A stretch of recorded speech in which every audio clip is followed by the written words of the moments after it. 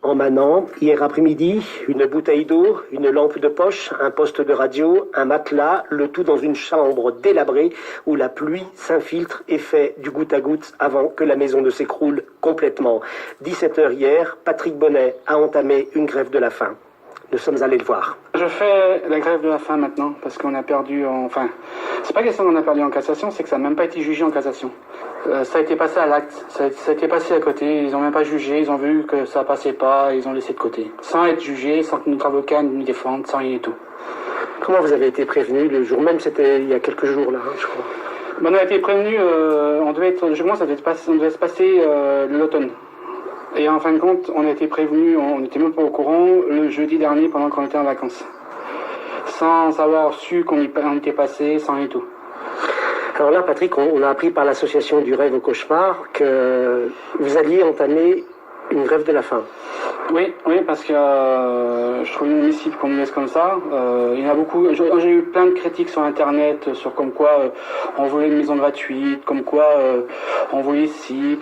Il fallait pas, quand on fait une grève de la faim, vous allez manger ci, non. Si je fais grève de la faim, c'est pas pour manger des cacahuètes, c'est pas pour manger des soupes, non. J'ai de l'eau, c'est tout. C'est parce que voilà, je fais grève de la faim parce qu'on nous a pas écoutés. Et maintenant, je veux qu'on nous écoute.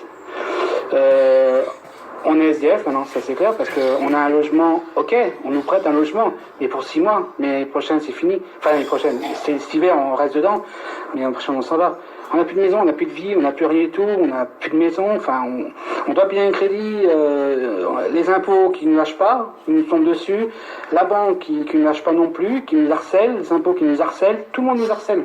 Pourtant ils savent notre situation. Patrick, vous attendez quoi de cette grève de la faim? C'est simplement alerter l'opinion publique? Moi, j'attends une chose, c'est que les gens comprennent comme quoi on a été arnaqué par certaines personnes. L'agent immobilier qui nous a vendu le bien, le maçon, le propriétaire qui nous a menti de A à Z, qui s'est bien mis le jour de la signature de la maison, comme quoi, est-ce que vous avez bien fait le nécessaire pour changer un texte sur le papier? Vous savez, quand vous achetez, vous êtes content, vous êtes heureux, c'est le rêve de votre vie. Vous avez 36 000 papiers. Nous, on n'avait pas vu comme quoi c'était marqué vendu dans l'état. Nous, on a acheté, je vais bien faire comprendre qu'on a acheté une maison. On était au courant comme quoi il y a eu des problèmes. On n'a jamais nié de toute façon, aussi bien aux journaux, n'importe quoi. Et par contre, ce qu'on nous a menti, c'est les réparations qui n'ont pas été faites correctement, qui ont mal été faites, et le glissement de terrain en plus. Et la structure de la maison qui n'est pas faite correctement. Pas de chaînage, rien du tout, pratiquement. Des fondations très minimes, le terrain qui glisse, plus tout, en fin de compte, les vis cachées, les fissures cachées, enfin tout ça.